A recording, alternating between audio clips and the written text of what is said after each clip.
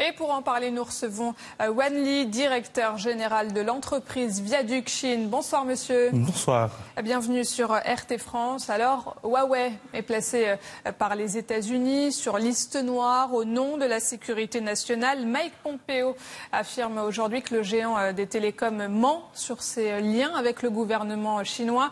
Quels sont les liens dont il parle? Est-ce qu'on peut vraiment accuser Huawei d'espionnage?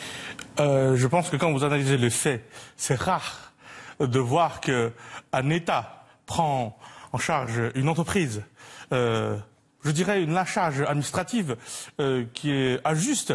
Dans le fond, je me souviens aussi la cicatrice française, Alstom, qui était sciée, qui était outragée par les Américains. Je pense que les Américains jouent un jeu d'abord déjà immoral, à mon sens, qui niait le droit de développement d'une entreprise dans un marché équitable librement.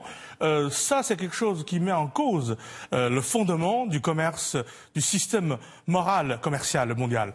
Et c'est ça, je pense d'abord, de quoi on parle. Ensuite, il parle des soupçons, des liens soupçonnés avec le gouvernement chinois, des écoutes, des possibilités d'avoir des portes arrière de fuite d'informations. Quelles sont les preuves? Et surtout accusé par ceux qui écoutent le monde. Je pense que c'est plutôt drôle comme histoire.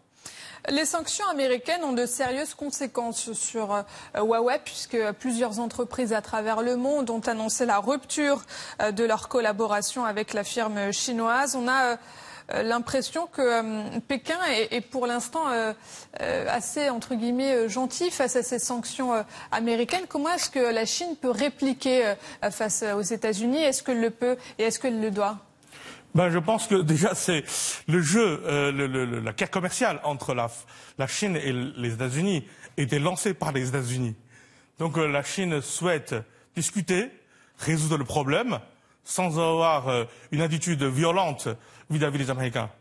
Par contre, les Américains, ils sont angoissés, ils ont peur, ils sont en train de penser qu'ils vont perdre leur leadership mondial en faisant avec des moyens petit à petit devient immoral, je pense.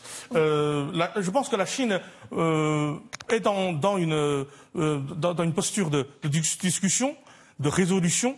Par contre, les Américains est en train de chercher du conflit. Vous dites que la Chine est dans une posture de discussion, mais est-ce qu'on peut discuter avec Donald Trump et son administration? On va essayer, on n'a pas le choix. Ils sont leaders mondiaux dans beaucoup de domaines.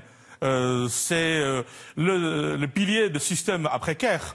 Donc, on va discuter, même si avec quelqu'un qui est très difficile à discuter. Est-ce que, à quelle réponse on doit s'attendre de la part de Pékin? Vous voyez qu'aujourd'hui, à travers le monde, vous avez deux visions de ce monde. Dans lequel, dans le premier système, où vous avez une relation américaine gagnant-perdant. Je suis gagnant, vous êtes perdant. Donc vous payez les taxes, je vais vous taxer, je vais pas respecter les engagements. Et puis l'autre système qui est la Chine, qui propose un système de gagnant-gagnant, et notamment à travers l'initiative de la nouvelle route de la soie, que tout le monde doit développer et tout le monde doit partager la richesse. C'est la communauté de destin commun que la Chine propose au monde. Donc je pense que ça, c'est extrêmement essentiel pour les quelques dizaines de décennies qui viennent. Les États-Unis seront de plus en plus égoïstes et de plus en plus violentes. Compte tenu du poids de la dette américaine, des réserves chinoises en dollars, est-ce qu'on est quand même en mesure de se dire que la position chinoise dans ce duel, elle est plutôt favorable? C'est-à-dire, c'était une relation, disons, avant 50% de compétition, 50% de coopération. On parle de compétition entre les nations. On est des copains. On achète Google, on boit du Coca en Chine. On a du Motorola en Chine, on a tous les marques américaines, on roule en bagnole américaine, Ford, etc. Ce n'est pas des ennemis des Chinois. Par contre, aux yeux des États-Unis, c'est un peu compliqué pour eux, parce qu'ils voient la montée en puissance de la Chine, et je suis désolé, la Chine travaille, les Chinois travaillent beaucoup, donc ils cumulent un peu la richesse. Je pense que c'est ça qui change un peu la considération des Américains. Aujourd'hui, pour eux, ils souhaitent considérer la Chine comme un adversaire, voire un ennemi. Donc aujourd'hui, avoir Avant, on est 50% de compétition, 50% de coopération. Aujourd'hui, on va rentrer dans une phase peut-être 70% de compétition, 30% de coopération. Ça sera le mot de la fin, Wen Li. Merci d'avoir répondu à nos questions. Je rappelle que vous êtes directeur général de l'entreprise Viaduc Chine. Merci.